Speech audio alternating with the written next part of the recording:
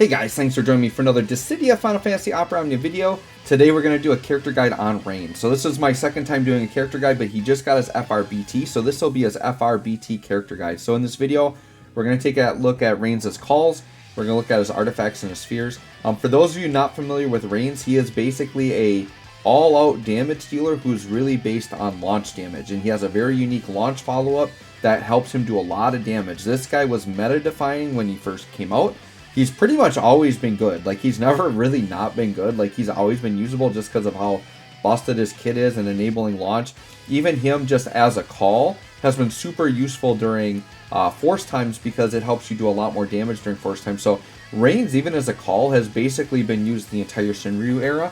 And then people could even bring him in the party and let a different damage dealer like Tifa carry, right? So he's crazy. But right now he comes back and brings himself back up to the top as like one of the top tier damage dealers in the game, right? So his calls are ridiculously good.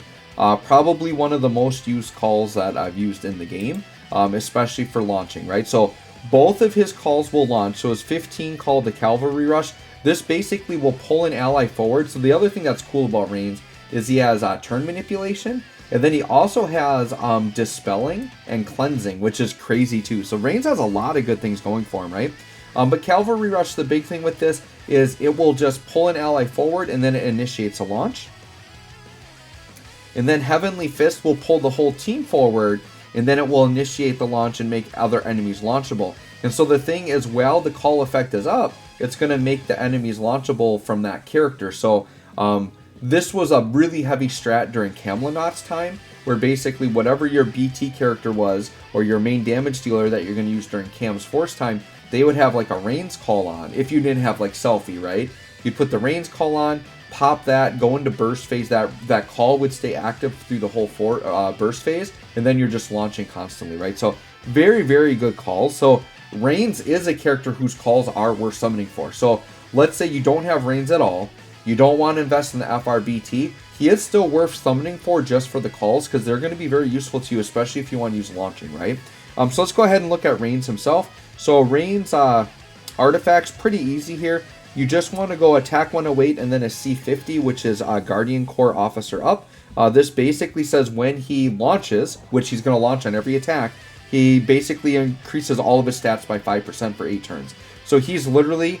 if you have 3 of those on, he's going to have 15% to all of his stats for the entire fight, because he's never not going to have that active, right? And then the attack 108s are just really good, because he's a damage dealer. And Rain's, as a launch character, does do some battery, and a lot of his battery is going to be based off of the HP damage he deals, and having higher attack is going to help with that, right? So that's definitely the way you want to go with Rain's there. And then on the spheres, he is a triple A slot character. So there's a lot of ways you can go with this, right? But you want to go brave damage or attack.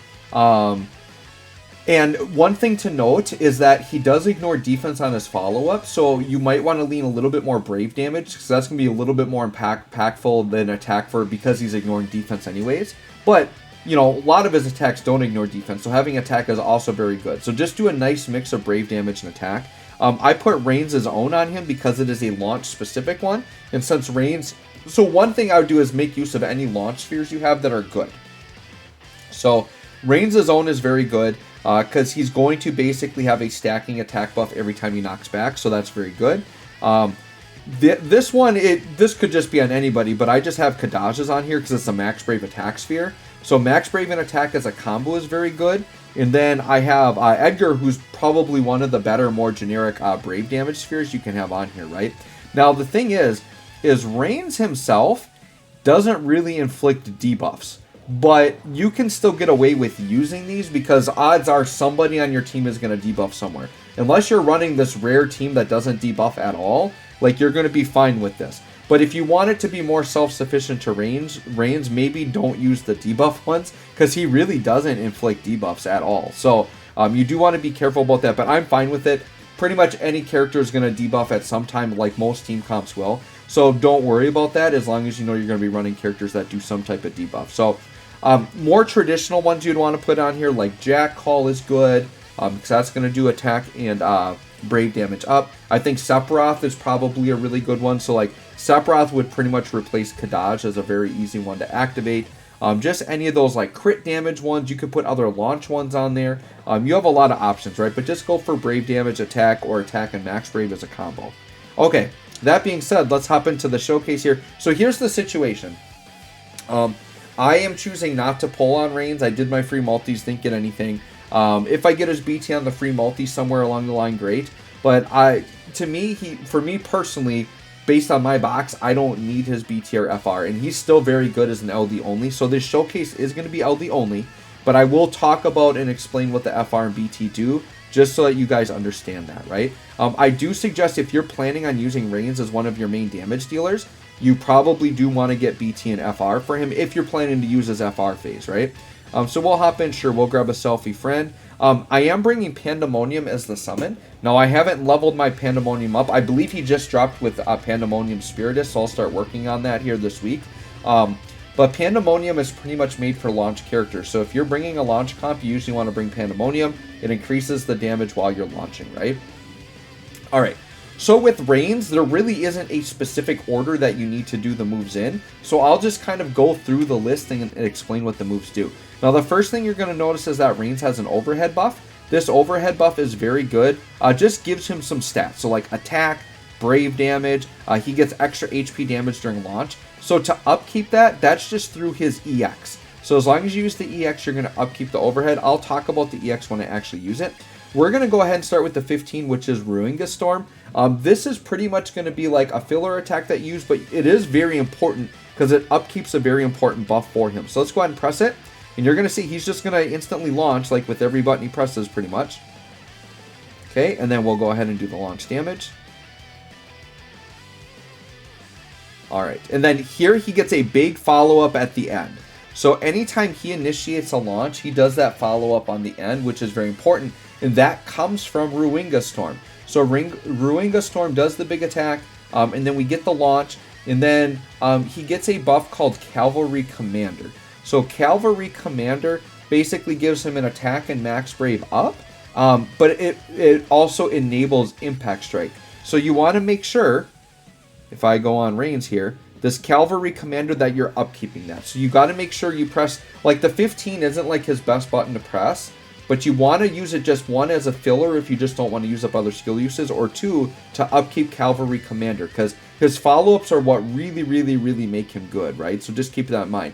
Now the other thing is the 15 itself doesn't enable a launch, but it's a different part of his kit that just makes it so all of his attacks become launches. So we'll talk about it when we get there, right? So now we're going to go ahead and I'm going to just quick prayer on Reigns to get him some free turns. And then sure, let's put Luna Freya's burst effect up just because we can. So let's go ahead and do that. Now I'm not going to worry about force time or anything here because I don't really have a Reigns force to show you. But we'll talk about that at the end of the video when we get there. Okay. So the next thing we'll do is we'll do the 35, which is Cavalry Rush. So Cavalry Rush is very good. And Reigns is known for, back in the day, you would abuse certain combos with Aphma or Rem. So I did bring Rem in the party to show that off. But basically, because Reigns is a turn manipulator, and Rem and Aphma were also turn manipulators, you could basically ping-pong them back and forth and like never give the enemies a turn. This was really good in fights where like enemies couldn't be delayed or broken. You could just stay in front of them essentially. And Reigns was so busted when he first dropped, like his damage was crazy. He was doing like million damage turns like months and months and months before million damage characters came out. Like that's how crazy he was, right? Alright, so like with Rem here, I could just swap turns and grab Reigns. And since Reigns has Quick Prayer on, we're going to get all three of these turns. Okay. Alright, so what we're going to do is we're going to go ahead and do Cavalry Rush. So Cavalry Rush here basically, well here I got the free turn. We can just do the AA, which is just a generic boosting AA with some buffs, so that's just nice to throw on. Okay, and then we're going to use Cavalry Rush. So what this does is you pick one ally and you pull them up. So the strat here is you would take Rem or Aphma, whatever your manipulator is, so let's take Rem. I can just pull Rem up, and then Rem's just going to jump in there.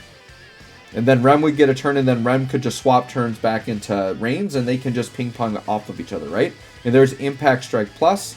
So once again, 1.2 mil just on that casual little launch there, right? So for single target, he can put up a mil plus on every attack he does because the launch damage is so good. So then what I could do is I could go ahead and say, I might not actually swap this time, I'm gonna, oh here, let's go ahead and put like a call on. Get some debuffs on these enemies. Okay, push them back a little bit. Alright, and then we'll go ahead and LD. And then we'll get Rain. So we'll go ahead and use Rain's LD and kind of talk about what that's going to do, okay? And then Cavalry Rush does initiate a launch. So that one will always launch no matter what. Alright, so then let's go ahead with Rain's. And let's go ahead and pop the LD here. Let's pop this call first. Just put a little bit of extra stuff on, right? Okay. I do like him getting those ice pillars now. That was new with Kurisame's newest upgrade, right? Okay, so let's go ahead and do the LD. This is Heavenly Fist. Now, what's really good about this is it turn manipulates the whole party. So you pick one party member, they will go behind Reigns, and then we'll take your other party member right behind them, right? So you can see on the turn order there on the left, Rem is kind of way back there, right? So I can grab Rem. It's going to pull Rem up above Lunafreya. And if Lunafreya and Rem were both behind the enemies, it would pull them both up to the front. Alright, so we're going to go ahead and attack through on almost launching. And then we're going to follow up with Impact Strike at the end. Okay. Perfect. Alright, so now Rem is going to go back into Reigns. Swap turns. Get Reigns back. So it's very easy to showcase Reigns with Rem around because we can just keep swapping right back into him. Now we do want to get Reigns' EX, which we happen to have active, which is perfect. This one here is going to be Seraphic Ray, which is very good. But before we do that, I'm going to show you the special HP attack. So after the LD, he gets a one-time use HP attack called HP Attack Heavenly Fist. So let's go ahead and pop that, and we'll talk about what it does. Okay, so you can see it's just a very weak attack. But we'll go through and finish it. He does initiate his Impact Strike because he launched, right? So even though the attack was weak, he still did 1.4 mil there, right? Which is kind of crazy. But it was a free instant turn, so it is a button you want to press, right? So it's a free instant turn, and it does a one-turn delay on all the enemies. So it's very good. It's a free delay, free instant turn. You just don't want to use that during like a force time. But outside of force time, that free HP attack is very, very good to press. And once again, you're getting that delay with it. Now let's go ahead and do Seraphic Ray. This attack is busted. His EX is so good. It's got so much packed into it. So once again, launching as he does with everything else. Do that, and we're going to do that. Okay. Very good. So that's the EX. So like 2 mil on that, right? So let's talk about what the EX does. Oh, and there's another thing. Okay, so sorry, I'm getting ahead of myself. So back to the LD really quick. I didn't talk about all the stuff that the LD does. So the LD up moves the whole party up, right? Initiates the launch. Does all that damage. He does get a free ability use on the next turn, and then enabled that special HP attack that we saw there, right? The other thing is he gets an important buff called I too will challenge my fate. Now what this buff does is it gives him some generic stats. So he gets HP damage up, and then the allies get HP damage up as well. But that buff basically makes all of his attacks initiate a launch. So even if the enemies weren't launchable, or even if he's doing, say, 15 CP, which normally doesn't launch, it will actually launch, right? So that's very good because it just guarantees as long as you keep that buff up from the LD, he's launching every attack no matter what. And then that gives him actually the plus version of Impact Strike, right? So his first buff from the 15 makes it so he does Impact Strike, but the LD buff gives him Impact Strike Plus. Now, we've only seen Impact Strike Plus because he's always had the LD effect up, and you pretty much always will have that up, right? Now, the EX that we just saw, Seraphic Ray, it does a one-turn delay to the enemies, which is really, really good. It does initiate the launch, and it's going to make the other enemies launchable for the rest of your party. This EX refreshes his overhead. So you can see my overhead now is back up to 6 turns. But the big thing that his EX does is it dispels and cleanses. So what that means is if you have any nasty debuffs on the party, it will cleanse those off. And it dispels any buffs that enemies have. Cleansing and dispelling alone are fairly rare abilities, and most characters that have it only do one or the other. He does both on one freaking attack. So that is very useful to have cleansing and dispelling baked right into the EX. I really like that about Reigns. I think that's a very good quality that he has, right? Let's go ahead and just pass the turn here from Lunafreya. So that's basically everything. Now I just need to talk about the BTFR. Once again, I wish I could show it to you. I probably should have looked if a friend unit had... I don't think there would have... I'm literally like started this up as soon as the banner went live, so I doubt there's any friend units that have that right now. So I'll just kind of explain it to you. So basically what his BT does It's going to do just a big, huge BT attack like anything does. It's going to launch. It's going to do all that stuff, right? The big thing with it, so it's going to do just like a lot of generic buffs. It's going to increase launch damage, all that stuff. But the big thing that it does is it changes Impact Strike to Seraphic Charge. So Impact Strike is that little bonus attack. So when we attack here, so I'm just going to do an attack. So we'll do Ringo Storm here. Okay. So watch what happens here. Okay, so we're going to go through the launch, right? So everybody attacks. And then Reigns at the end does Impact Strike. This is going to change to Seraphic Charge. Now, just for reference, just so you guys can understand what this does, is Impact Strike right now is doing 3 HP dumps on it. Well, Seraphic Charge does 7. So it hits way harder and does a lot more Brave gains. It's just a big, stronger attack. So this is one of those characters where you want to make sure his BT effect is up during his Force time, and then you'd want to go into his burst phase with that pretty much maxed out, and you're doing huge damage. Now, there's another very significant part about Seraphic Charge that I want to talk about. So let's go into the FR. So for the FR, he's going to pair up with Vayne, right? And once again, just going to do a big fat FR attack, probably going to be like 1.2 mil, something like that. Pretty standard. It's going to launch, make other enemies launchable, right? Does his whole thing. But what it's going to do is anybody that initiates a launch is going to do 20% to the HP gauge, but range would actually do 30, okay? And then anybody that participates in the launch will be another 20%. So basically what this means is, well, here's the other thing too. Impact Strike normally doesn't count as like a character participating in the launch. It's more like a follow-up. But Seraphic Charge, what he gets from the BT, does count. It counts as like another character attacking in the launch sequence. So basically what that means is you're going to get 30% for Reigns launching. Then you're going to get 20% for each character, including Reigns at the end, which is another 60%.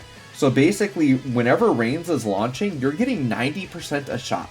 That's pretty darn ridiculous, because if you think of like what, Tifa's getting like 68 to 70%, something like that, and he's getting 90.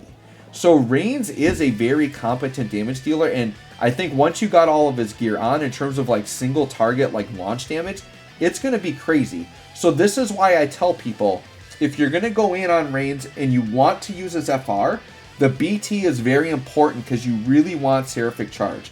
A Reigns Force time with Seraphic Charge is night and day different from one that without.